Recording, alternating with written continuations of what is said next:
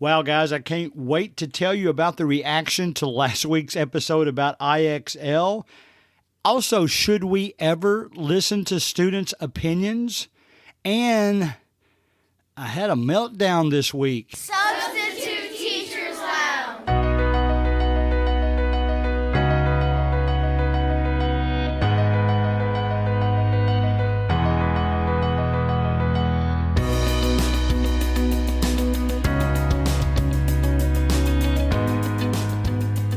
All right, guys, let's start out by talking about a few seconds last week's episode called IXL is not a dirty word. It was episode 94. Let me tell you this. That episode got to 100 listens faster than any other episode we ever had.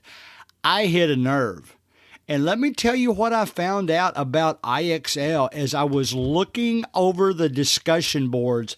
I post this to, when I have a new podcast, probably about 5 different Facebook pages and LinkedIn pages that I've got permission to do so. And on one of those specifically, and I'm not sure I can give out the name because I know they are a private group where you have to answer questions. But if you search for teachers or principals, you'll find it. It's the most popular one. Well, I posted it. And my goodness, I don't know if there's a lot of parents on there, but the first reaction was very negative. Now, it was obvious some people reacted before they listened to the podcast. And so I had to tell them, listen, guys, I used to feel the same way you did. That's what the podcast is about. Then that went on for a little while. I wasn't sure if that would even make them listen to the podcast, but obviously some of them did because it's going to be our most listened ever eventually, I would think. But I started a war, because some of the people loved IXL. In fact, I went back and tried to do an educated count, at least the ones that responded. Many more liked IXL than not, but there was no middle of the road. People either loved it or they hated it. But the war I started is because some of the people that said they loved it, they weren't critical, but they mentioned at the same time IXL is not a good standalone and walk away tool. It's kind of what I said last week. It's just like any other tool. The teacher has to be a part of it. They have to talk through it. They have to walk around and help the student. So it was really, I'll be honest, it was kind of exciting to see that. I think there were some feelings hurt. I think there was some learning done. It was obvious that some of the people responded. They weren't going to listen to the podcast and you weren't changing their mind. But they probably got upset when they saw some of the other posts that were trying to get them to change their mind. So it's kind of exciting for me. I liked it. I like podcasts that have that kind of feedback. So if you haven't listened to it, go back and listen. IXL is not a dirty word. That was last week's episode. It was listened to it enough that I don't want to just copycat in the future, try to pull out another name of a software package and talk about it. Maybe that's part of why we got the attention. But one thing I do want to mention is that most of the negative comments had to do with parents or teachers reacting to their kids' reactions. Really kind of gave me the inspiration for what I want to do today. Now, I'll save my meltdown for later in the episode. I'm going to talk about, first of all, how much should we value students' opinions when we are teaching or substitute teaching. And we might as well start with IXL first because that's where I got the ideas. So when a student comes up to me and says, hey, I hate IXL, I'm not doing it. Do we value an opinion like that at all?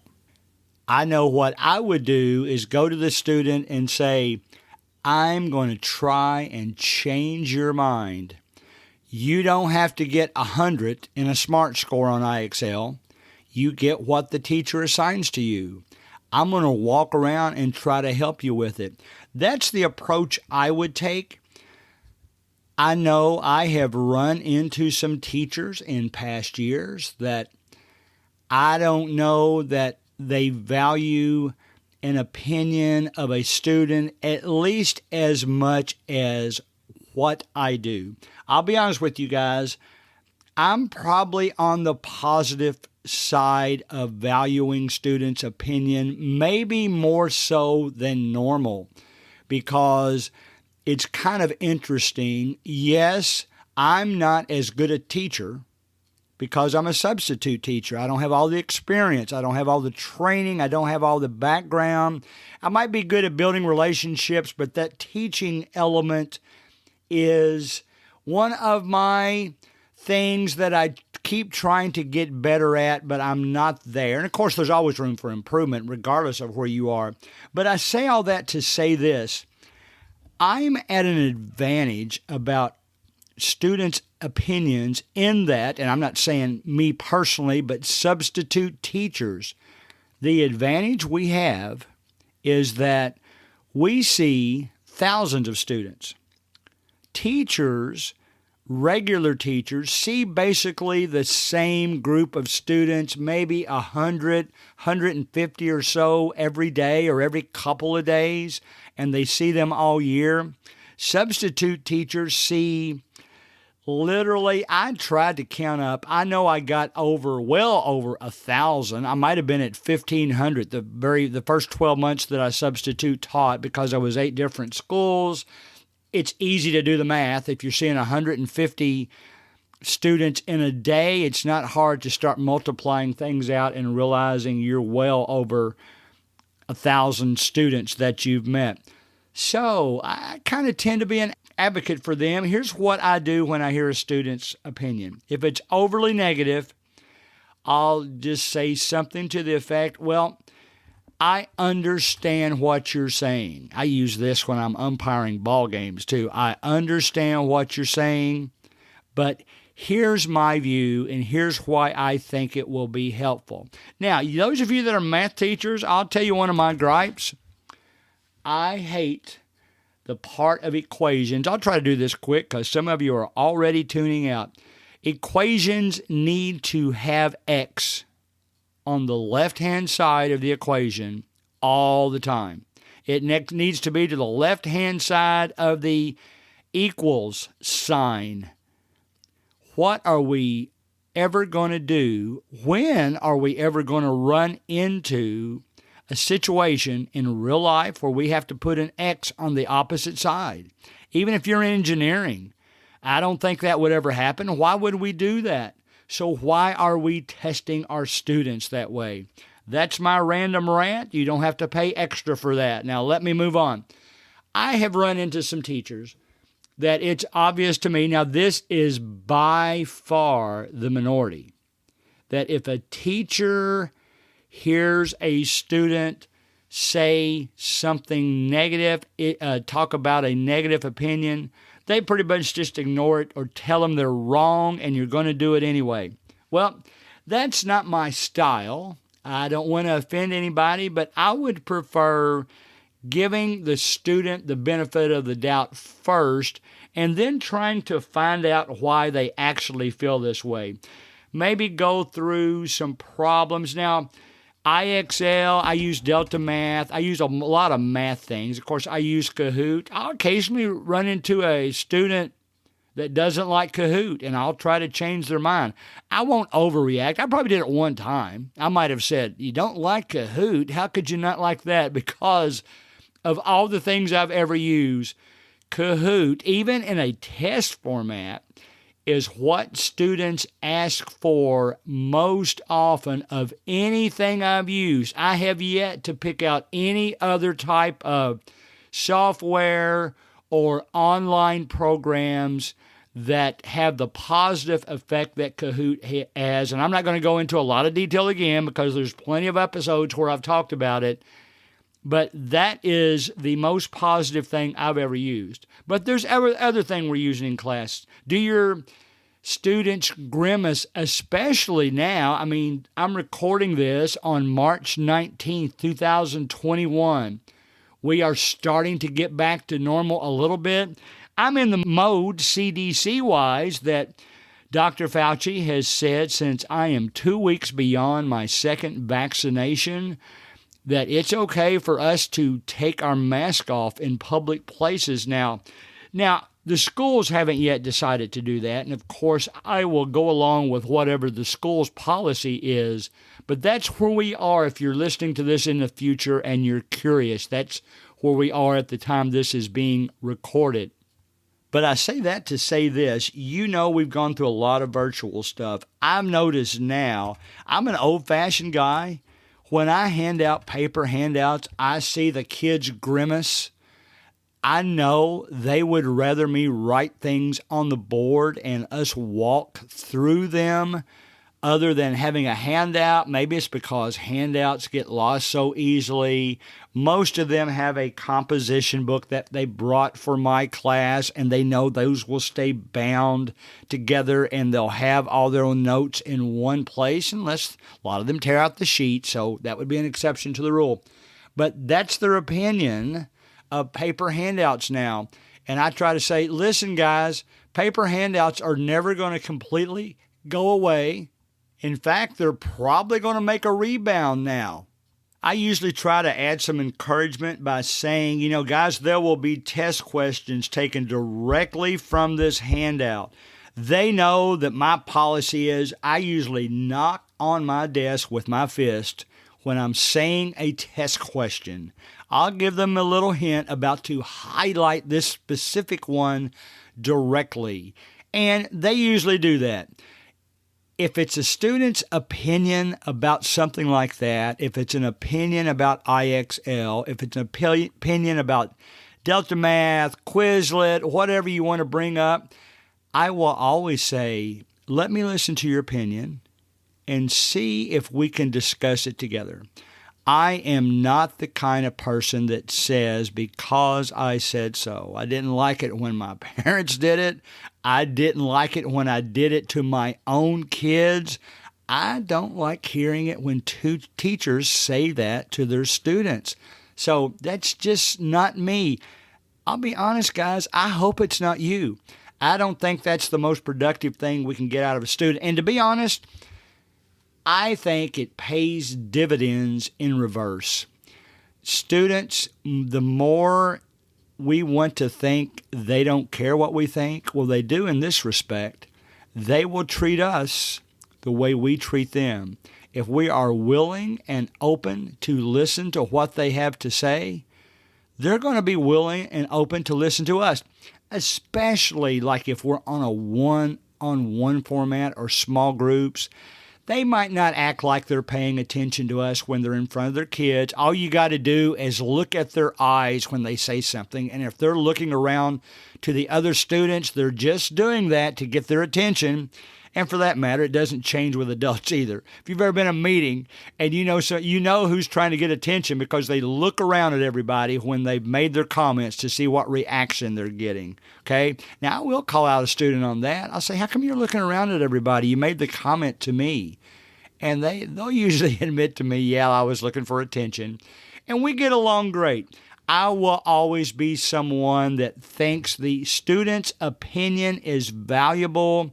I will listen to it. I will occasionally hear their opinion about another teacher. Now, maybe they talk about me when I'm not in their class, but some of that makes me squirm a little bit. And I'll just say basically, I'm not going to agree with them, of course. I've got my favorite teachers. I've got some that I like better than others. I got some that I like the way they treat their students better than others. But am I going to agree with a student that says that in front of them? No, I'm not going to agree with them. I'll give you a specific instance. I heard one time a student say about another teacher, well, every time I ask a question, the teacher says, you should already know that, and really doesn't give me that much help. Now, that's not me. maybe it's you. I hope if it's you and you say that, you're doing it as your way of motivating, but then you also explain it to them too. But that's an opinion of one student that I thought was interesting. Maybe that's something that I'll never do in the future because it immediately turns them off, and maybe they won't listen to what I have to say after that. Anyway, I'll listen to them share their opinions about a teacher, about an administrator. I will not agree with them. I will discuss it with them. I might ask them why. And then I'll say, here's where I don't think you're seeing the strengths of this teacher and why that teacher is doing that. So opinions of students are very important. Do not demotivate them by not listening to them. Even if you disagree, listen to them and then tell them why in a motivating way. That's the best way to do it. That's not my opinion. I think that's a fact. I think if you belittle kids when they share their thoughts, then you've lost them. It will take so much longer to regain their confidence that you've lost them for a while. You've hurt yourself. You've lost them for a while. Always listen to the students' opinions and then have it lead into a motivating session that helps both of you. That's the best way to do it. Now, most of you have gone through this podcast waiting. Mr. Collins had a meltdown. He just used that in his title to gain attention. Nope, I had a meltdown. Now, meltdown for me does not involve bad language. That's not my style. And I will say this, and if it offends you, that's okay. This is how I work. I don't use bad words because I came from the corporate world, and every time I had heard language like that in the corporate world, it was to try and strengthen a position that was otherwise weak. They didn't have a good argument, so they threw in as many dirty words as they could to see if it made their argument stronger. That's why I don't like it. That's why I don't use it. And I let my words stand for themselves and never use other words just to try to add artificial emphasis. All right, now I'm off of that soapbox. Now let me tell you what happened this week. Here's what happened. I'll go ahead and tell you right off the bat that I let kids talk a lot. I let them share thoughts with me, sometimes personal thoughts. I had that happen again this week where a student told me about some trouble they got in one time, and now they might be faced with something and ask me what I should do. And of course, I always refer them to teachers and parents and that kind of thing. I encourage them to be the better person as much as they can. But here's what happened this week specifically. I always tell my students that really the only time I'm going to fuss at you is if you do something purposely right after I've told you not to gain attention from other people. That's the only thing. That's like back-talking me. That's like disrespecting me. That's like taking advantage of me because I'm a nice person. I use that phrase sometimes. So here's what happened. Since we are still in a mask on the face mode at this time, we occasionally take our students outside the building for what we refer to as a mask break. That way they can separate themselves. We're outside. They can lower their mask, have conversations socially with the kids. It's never for more than like 5 or 10 minutes, but it's just a way of getting out in the classroom. And, to me, it's one of the most positive things that have come from the COVID situation is that we should give our students time to chill in every class. So we do that. Plus, our classes are longer and fewer per day so that we don't have to have as much student movement. Also a policy because of COVID. But here's what happened this week. There are some rules that take place out there. Now, there's some kind of rules involving horseplay that, that's a good old-fashioned word for you. Horseplay, I'm not even sure the kids today know what that means. But horseplay, there's some rules for that. The kids have been warned about that, okay? Now, I'll be honest, it's not my rule, but I understand why it should be a school rule and therefore a rule I support when I'm at school. It's the same type of thing that when they go home with their neighbors, they're doing the same kind of horseplay in the backyard, and we never really say anything to them. But it's different when you're on school property and we're keeping them safe and trying our best not to get them hurt. Well, they knew what the rules were. So we weren't outside for our break more than about 2 minutes, and somebody violated one of their rules. Now, it was probably because we've only started emphasizing it strongly in the last few weeks. And so I said, all right, guys, everybody back in the building because we have rule violators among us. Now, I will admit, student gave me his opinion and said, how come the whole class gets punished for the action of just a couple of students? I totally agree with that, but I still do it because it's quicker. It provides quicker discipline because, generally speaking, once the student realizes they have affected the entire class, it means more to them. Otherwise, if I just say something to them and individually, they might go back and do it again. If I do something that's going to discipline, in effect, the entire class by losing their mass break, well, that seems to work. That works in the classroom because students don't want to be looked down upon by the other students. So we did that. We came back in, and it just so happened one of the students had carried something in with him that he knew he shouldn't, just to kind of show off a little bit, and he threw it in the hallway. And I witnessed the whole thing.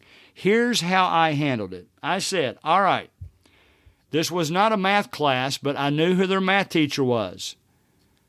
This was a computer class. I said, guys, I want the person responsible for this to tell me. And I said, I witnessed the whole thing. Nobody said a word.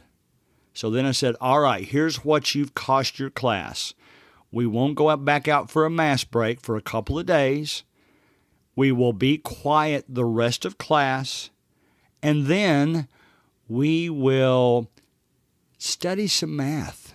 We're in computer class, but I know your math teacher, and I know the teacher always wants you all to get better at math, so we're going to do that. Unless, right now, I'll give you one more chance. I actually gave them two, but I said, I'll give you one more chance, and we'll see where we go from here. Still nothing. So I carried through with it. Now, I'm a sympathetic kind of guy. I'm a student advocate. So I said after we had watched a video about computer history for about 20 minutes, I said, all right, guys, I'm a believer of second chances. Here's what I'm going to do. I'm going to give us another mask break. And I'm going to go back out and stand next to what this person threw on the floor. I'm going to give them one more chance. Here's what we're going to do. We're going to walk back out for our mass break. I'm going to stand next to what this person threw in the hallway. And if I want them to pick it up and throw it away while I'm standing right next to it, and we'll go from there. We'll see how that changes things. Now, guess what? The student came by. They picked it up. They looked at me. I don't know if they were scared, but they had a blank expression on their face, and I just looked them up and said, thank you. I said, that wasn't that hard, was it? I don't know if they were expecting me to go off on them, and that's why it took them so long to do it. But that's all I did. And I said, guys, I know after the mass break, I let them have their mass break. We came back in, and I said, guys, I know that we've all learned from this. Don't say anything else to the student because I know you know who it is. It's over. It's over for all of us. We're going to learn from it. I think it strengthens our policies now, and I said, guys, I never stop loving any of you guys in this classroom. But, when you do something right after I tell you not to, that's when I'm going to challenge you. That's when I'm going to make you come clean and do so at the expense of the other students because, as you can see, it worked. So let's not get to that point again. It's the only time I've had to do that this year. I have had to do it in previous years, but that was my meltdown. I don't do a lot of yelling, but I did raise my voice enough, and I don't do that very often, that teachers knew about it because the students had told them. But they knew I would joke about it, and one of them came in and said, Mr. Collins, did I hear you were in a bad mood? And I said, I was a few minutes ago, but we're over it because these kids are all right, and they fixed it, and they did the right thing. So that was my meltdown, guys. They learned from it. I learned from it. Listen to students' opinions. They're important. Listen to what they have to say and motivate them, even if you have to disagree with them. All right, guys, we will see you next week on Substitute Teachers Lounge.